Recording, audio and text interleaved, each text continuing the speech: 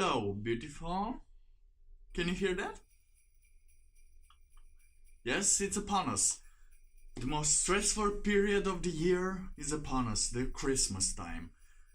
The period in which anxiety, depression, and suicide rate goes through the roof. That's why I'm making this video. I hope it will help you get past through this, because after you pass through this, you go to your normal life. You just feel a little overwhelmed because there's a lot of things like tradition, culture, presents, everything just stuck upon you. And you feel like you want to give up. But no worries. I'm gonna explain a little some steps. And if you follow them, you should be a-okay with the anxiety zone, with the depression zone. It's no problem. Okay, so what's the first problem we have during Christmas? Presents. You don't know what present to buy, you don't know if it's good enough, but that's just your opinion. Because people appreciate gifts no matter how small they are.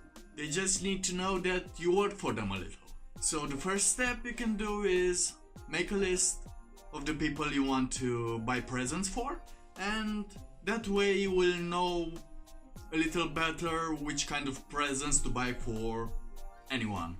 But if you don't, you just have to take a couple of names from there and then just go to a walk. You don't have to go to buy for all of them at once, because that will be very stressful and we don't want that. So just take a couple of names. With those names in mind, take a walk to the mall or I don't know what kind of shops, and you just start seeing. See something, even if it's crappy, just put a note there of how much you appreciate and think of them and how you didn't know what to buy them. But make it personalized, don't put a message for every person. They're the same message. Wish them some well thoughts and you should be okay with this. Okay, so another stressor here is, you know what it is? Comparing yourself. You will find yourself comparing yourself to others more and more until Christmas time.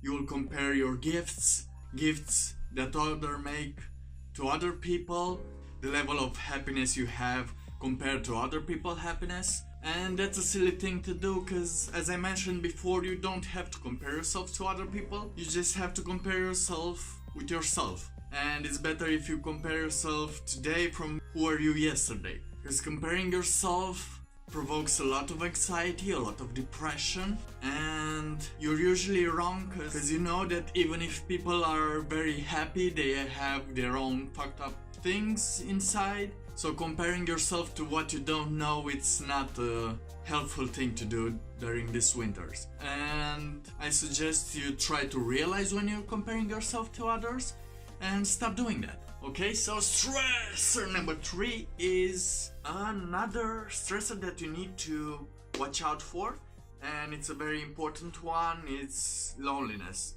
You may feel very lonely during the holidays. This is why I suggest you find some friends, get closer to the family, or even find some support group online or some support group around, because you're not lonely. We're all a bunch of lonely people. But it accentuates more during the holidays because there are more people around, and the more people you see, the more you feel more lonely. The more you feel like a lesser number, which you're not, by the way, because you're super cool. So don't feel weird, because even if we have family or friends, we still have our things and we still can be lonely. So be yourself, try to do what makes you happy, and after that you can see it gets back to normal. Another thing you need to do is try to not create high expectations for the holidays, because you probably will be disappointed. It won't be all flashy and very happy or so, but just so you know, this will pass. You have the time to get new friends, to learn new things, so you can get better friends. And after that, along the way, if you subscribe to me, by next year you'll have some friends, because you'll have me in common, and I'm cool, I'll be cool. I'm not cool yet because my mask is still on. What else? What else? Yes, I remember now. The money. The, you know, the thing that brings most of the people depression. That's why I suggest you try to cut off on some splurging on money.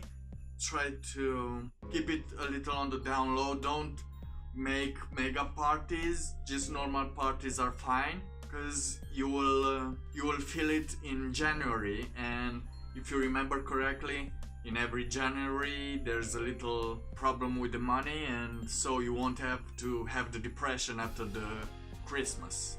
Okay, another problem is probably your family, which they shout or have a lot of drama during these holidays. So you need to prepare a little for it and know that it will pass. Just try to limit your involvement in all of those. You need to internally accept that this will happen and you have no control over it. So you need to know what you can control and what you can't control.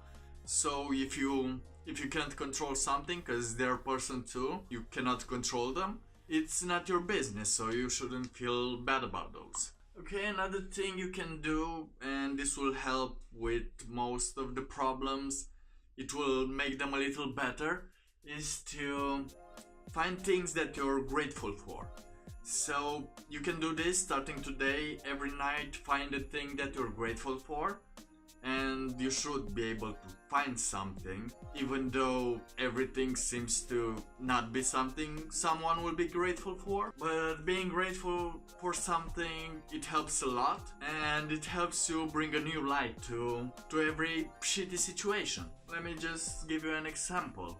I am grateful that even though my dad's an alcoholic, that he will go and visit his parents and he will stress them out more than he will stress me out this year.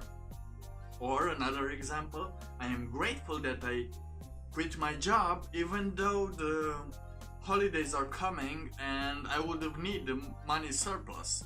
But I am grateful because I won't have to deal with other people's anger all the time, all day. Because I worked at a call center all day, people calling me for problems. But I am grateful I had the opportunity to work a little as a customer support agent, just so I can see how it is to talk to people, which improved my vocabulary a little and taught me that I can deal with people's anger for a while. It's not something I wanted to do, but it's something I am glad that I did, because if I didn't have the opportunity to try it, I would never know how bad it is.